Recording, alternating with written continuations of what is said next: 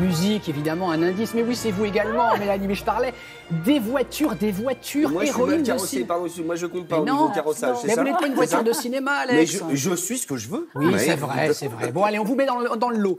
On va parler donc de voitures de cinéma, héroïnes de cinéma. Oui, Damien, parce que nous avons rencontré Franck, qui est un passionné de voitures un peu particulières, vous l'avez compris, parce que ce sont celles customisées que l'on voit dans les films ou dans les séries cultes. Cette passion pour l'automobile, pour Franck, elle vient en fait à la base du cinéma. Lui, c'est un grand cinéphile. Depuis qu'il est tout petit, c'est un monde qui le fait rêver. Dans son jardin, il recrée des décors de cinéma comme ça. Il faisait des petites choses comme ça.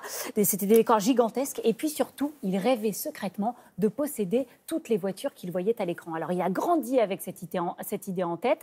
Très vite, très jeune, il rentre dans la vie active pour gagner de l'argent et pour pouvoir s'acheter les voitures de ses rêves. Et aujourd'hui, il a une magnifique collection. Alors, avec toutes les franchises majeures du cinéma, il a par exemple la DeLorean de Retour vers le futur, il a la Ford de Starkey Hutch, de Men in Black, il a les Jeeps de Jurassic Park, la Batmobile, il a aussi toute une série de voitures de Fast and Furious. Bref, il en a plein. Alors, parfois, ce sont des reproductions. Des répliques. Ou des répliques, parce que la voiture n'existe plus, ou elle est dans un musée, ou elle appartient encore au studio. Mais il a aussi des voitures originales, les vraies de vraies. Regardez.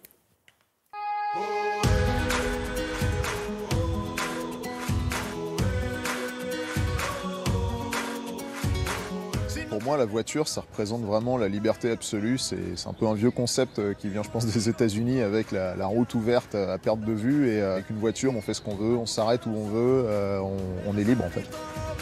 Alors ici, Franck, on arrive devant la voiture qui a tourné dans Fast and Furious 7. Et ouais, la mythique Dodge Charger de Vin Diesel.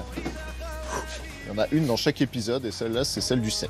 Quelle est sa particularité ? Et bah, comme tu peux le voir à l'intérieur déjà, t'as galéré à monter, on a un bel arceau-cage pour protéger le cascadeur et l'acteur quand c'est lui qui conduit, ça arrive quand même. On a directement des contacteurs en fait qui permettent de démarrer sans avoir de clé, donc on peut pas les oublier.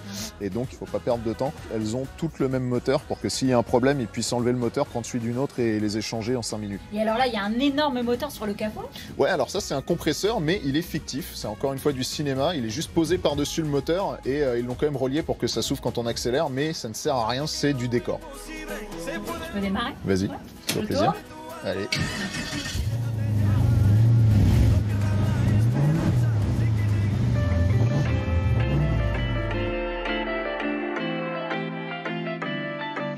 Alors là, Franck, on est au milieu des voitures les plus mythiques du cinéma français. 407 Taxi 5 et là 406 de Taxi 2, celui qui a fait le meilleur score au box-office dans la série. Là, il y avait 6 voitures pour le film. Il y avait 2 principales qui étaient avec tous les gadgets, tous les détails à l'intérieur. Et les autres voitures qui étaient soit pour des cascades, soit pour les plans où on la voit qui se transforme. Dans les plans où on la voit qui se transforme, c'est juste une carcasse avec des équipements, donc on ne peut pas rouler avec. Par contre, on a celle où les acteurs étaient assis dedans, avec les pare-soleils qui descendent, avec tous les gadgets. C'est vraiment incroyable d'avoir pu mettre la main sur la vraie principale du film. Et on a même la petite signature de Jean Ragnotti, qui est un pilote de rallye légendaire, qui a participé au tournage comme pilote sur cette voiture-là. Donc là encore, les Fast and Furious, elle a un peu de celle-là.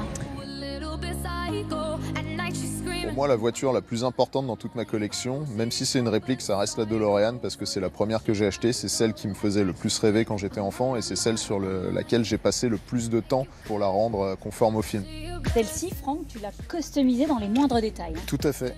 Comme dans le film, on retrouve le convecteur temporel, les circuits temporels qui permettent de rentrer la date, la grosse poignée qui démarre tout le système. Il y a même le petit réveil. Le petit réveil, le hoverboard, on a tout. Voilà. Ah ouais. Et à l'arrière, Et à l'arrière, on a des éléments qui sont effectivement là, des éléments d'hélicoptère pour cette partie-là. Ici, on a un enjoliveur de Dodge Polara des années 60. Donc en fait, c'est vraiment un micmac de pièces qu'ils ont récupérées de briques et de broc pour donner l'impression que c'était une vraie machine à voyager dans le temps faite à la main.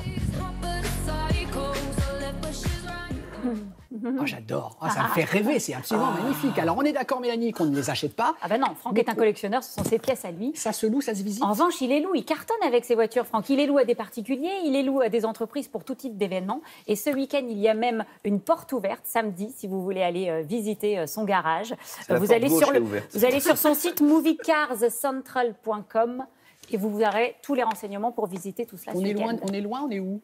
On est dans la banlieue parisienne, à une toute petite heure de Paris. Merci. Faut une perruque comme ça pour conduire. Pourquoi une perruque? Ah oui, c'est ça. Mais vous l'avez déjà, non? Pardon.